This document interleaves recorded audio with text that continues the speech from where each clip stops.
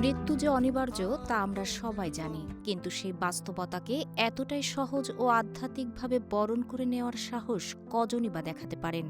সম্প্রতি এক অনুষ্ঠানে জীবনের চরম সত্য মৃত্যু নিয়ে কথা বলতে গিয়ে ভক্তদের আবেগ আপ্লুত করে ফেলেছেন ভারতের জনপ্রিয় সঙ্গীত শিল্পী লাকি আলী।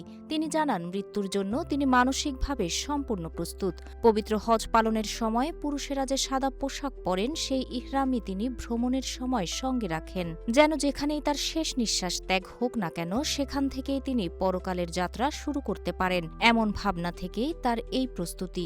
জীবন অবাক না করলে কে করবে? 28% মিল্ক ফ্যাটের অবাক করার সাথে ফ্রেশ মিল্ক পাউডার। জীবন অবাক করুক প্রতিদিন।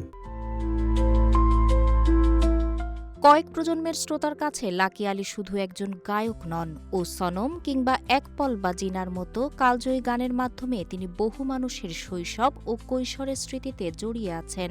কয়েক প্রজন্মের শ্রোতার কাছে লাকি আলী শুধু একজন গায়ক নন, ও সনম কিংবা একপলকা জিনার মতো কালজয়ী গানের মাধ্যমে তিনি বহু মানুষের শৈশব ও কৈশোরের স্মৃতিতে জড়িয়ে আছেন। প্রিয় শিল্পীর মুখে মৃত্যুর এমন প্রস্তুতি ও নির্লিপ্ত অনুভূতির কথা শুনে সামাজিক মাধ্যমে আবেগ প্রকাশ করছেন তার অগণিত অনুরাগী। 16 আগস্ট দুবাইয়ে এক কনসার্টে গাওয়ার কথা রয়েছে এই শিল্পীর। তবে তার আগেই পরম সত্যকে আলিঙ্গন করার এই বার্তা নতুন করে আলোচনা এনেছে বলিউডের মেহমুদ পুত্র ও ইন্দি পপের এই কিংবদন্তি গায়ককে।